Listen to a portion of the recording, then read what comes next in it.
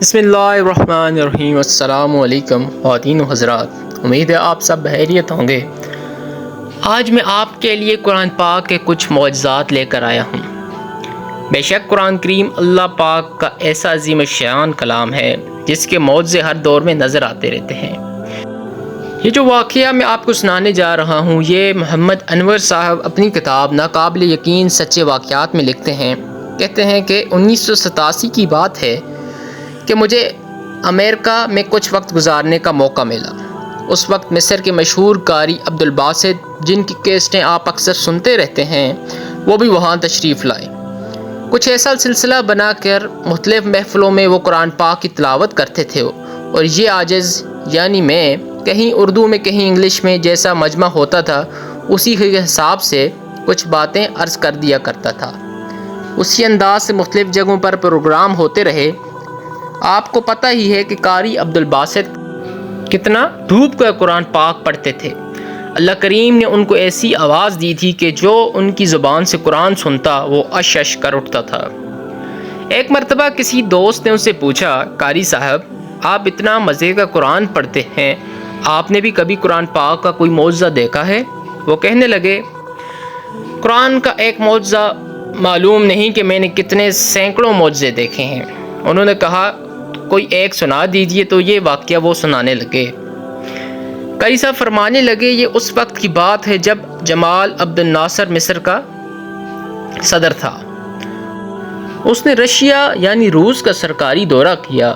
وہاں پر اس وقت کمیونسٹ حکومت تھی۔ اس وقت کمیونزم کا طوطی بولتا تھا۔ دنیا اس سرخ انقلاب سے گھبراتی تھی۔ دنیا میں اس کو ریچھ سمجھا جاتا تھا۔ آج تو اس سپر پاور کو اللہ تعالیٰ نے جہاد کی برکت سے صفر فرما دیا ہے۔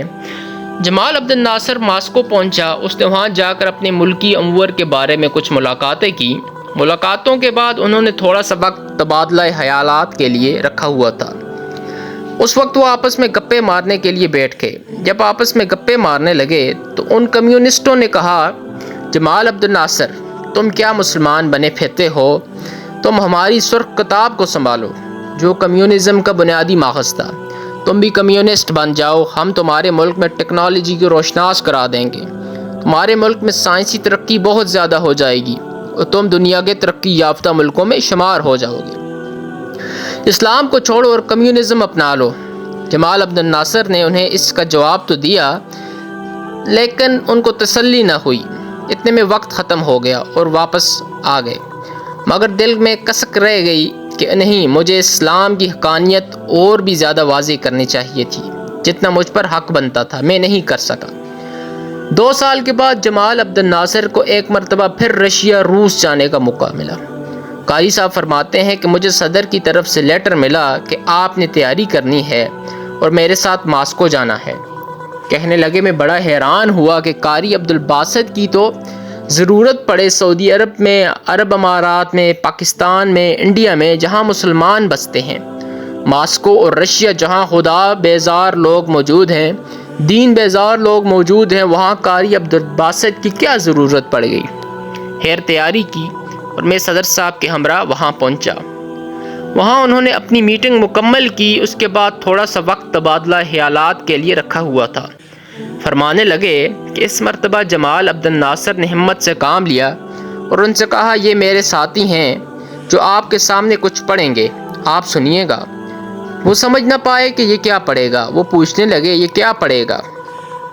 تو جمال عبد الناصر نے جواب دیا کہ یہ قرآن پڑھیں گے۔ انہوں نے کہا، اچھا تو پڑھیے۔ فرمانے لگے کہ مجھے اشارہ ملا اور میں نے پڑھنا شروع کر دیا۔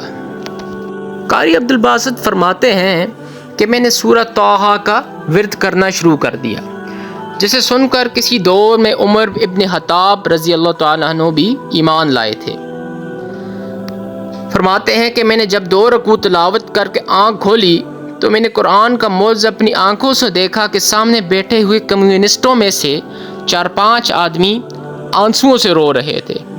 جمال عبد الناصر نے پوچھا، جناب آپ رو کیوں رہے ہیں؟ تو وہ کہنے لگے، ہم تو کچھ نہیں سمجھ پائے کہ آپ کے ساتھی نے کیا پڑھا ہے، مگر پتہ نہیں کہ اس کلام میں کچھ ایسی تاثیر تھی کہ ہمارا دل موم ہو گیا۔ آنکھوں سے آنسوؤں کی لڑیاں بہنے لگیں۔ اور ہم کچھ بتا نہیں سکتے کہ یہ سب کیسے ہوا۔ سبحان اللہ۔ دیکھیں، جو قرآن کو مانتے نہیں، قرآن کو جانتے نہیں، اگر وہ بھی قرآن سنتے ہیں تو اللہ تعالیٰ ان کے دلوں میں بھی تاثیر پیدا کر دیتا ہے۔ بے شک ابھی میں آپ کو لیے ایک اور واقعہ لایا ہوں۔ اس واقعے میں سورہ یاسین کی عظمت بیان کی گئی ہے، جو کہ بے شک قرآن پاک کا دل ہے۔ واقعہ شروع کرتے ہیں۔ مولانا محمد انور صاحب فرماتے ہیں اپنی کتاب ناقابل یقین سچے واقعات میں کہ ایک موقع پر گرمیوں کے موسم میں پہاڑوں پر جماعت کے ساتھ جانا ہوا۔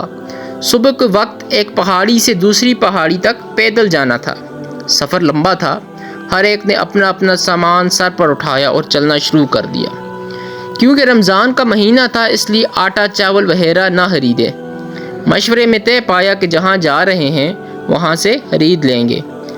دوپہر کے وقت نئی پہاڑی پر پہنچے۔ صرف 5 مکان اور ایک مسجد تھی۔ کیونکہ کھانے پکانے کا نظام میرے ذمہ تھا، میں نے راشن چیک کیا تو ایک آدمی کے راشن سے بھی کم چاول اور دال تھے۔ دکان کی تلاش میں نکلے تو معلوم ہوا کہ یہاں تو کوئی دکان نہیں۔ راشن وغیرہ تو اسی پہاڑی پر ملے گا جو ہم صبح کے وقت چھوڑ آئے تھے۔ ہمارا رہبر ہمیں نئی جا پہاڑی پر چھوڑ کر واپس چلا گیا۔